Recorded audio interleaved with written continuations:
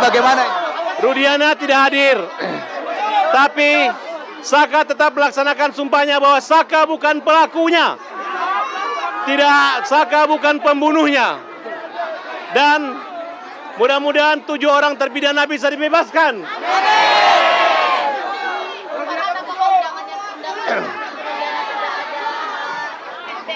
Pengacara-pengacara Rudiana, Rasman, Elsa, Fitra, dan yang lain-lainnya menyarankan untuk tidak ikut sumpah.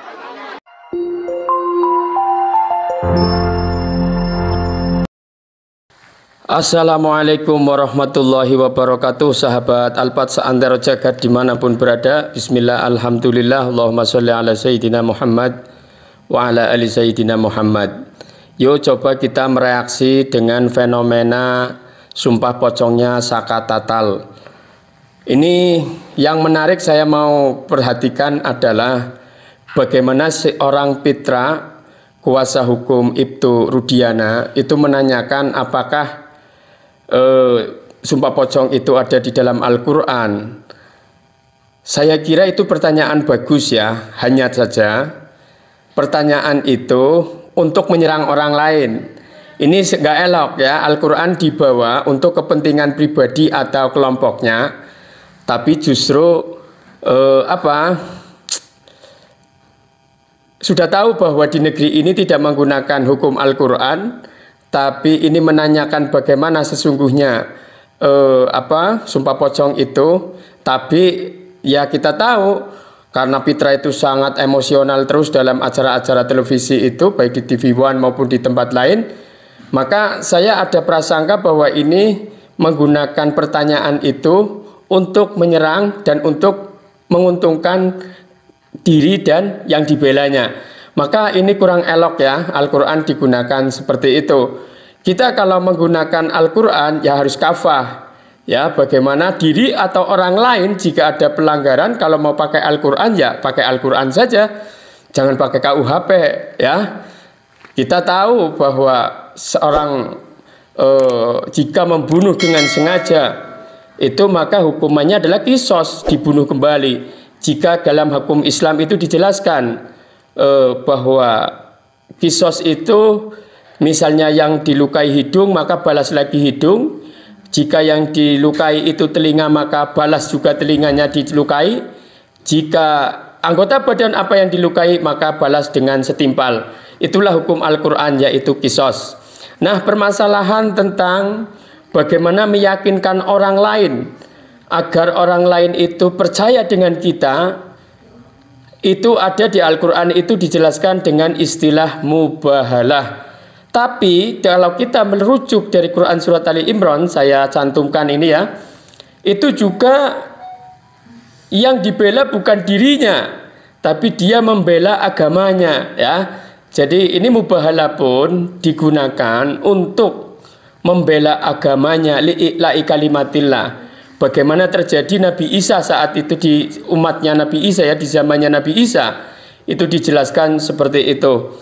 Jadi kita kadang-kadang kurang jujur juga menggunakan pembelaan dengan istilah-istilah agama, tapi justru untuk menguntungkan diri kita, menyerang orang lain. Ini kurang elok karena Al-Quran adalah sangat murni, sangat luar biasa dan tidak boleh diolok-olok ya. Jadi masukan buat Mas Fitra itu, pengacaranya Ibtu Rudiana, dalam hal ini jangan menanyakan apakah sumpah pocong itu di dalam Al-Quran ada atau tidak, tapi bagaimana mari kita berkonsekuensi dengan apa yang kita pahami, apa yang kita yakini, sudahlah jalankan saja. Perkara orang lain tidak percaya atau percaya, kita sudah ada hukum, ya gunakan jalur hukum yang benar. Kemudian kalau pengacara itu kan juklak petunjuk pelaksanaan, juknisnya itu mendampingi, bukan membela membabi buta gitu ya. Jadi kadang-kadang kita juga kurang objektif semuanya. Ya, maka ini harus diperhatikan bareng-bareng. Kemudian di dalam Al-Quran itu sumpah pocong dibenarkan atau tidak, tentunya saya bukan mufti, tidak bisa berfatwa. Akan tetapi ada rujukan di dalam Al-Quran, bersumpah itu menggunakan huruf qasam, wallahi, tallahi, billahi, ya, itu yang dibolehkan itu. Ada kafaratnya jika bohong. Itu ada penjelasannya lah. Saya tidak bisa jelaskan di sini, nanti kepanjangan. Jadi pada intinya kita itu, marilah kita berbuat sesuatu, toh kita pasti akan menuai dari apa yang kita kerjakan. Bima kanu yaksibun.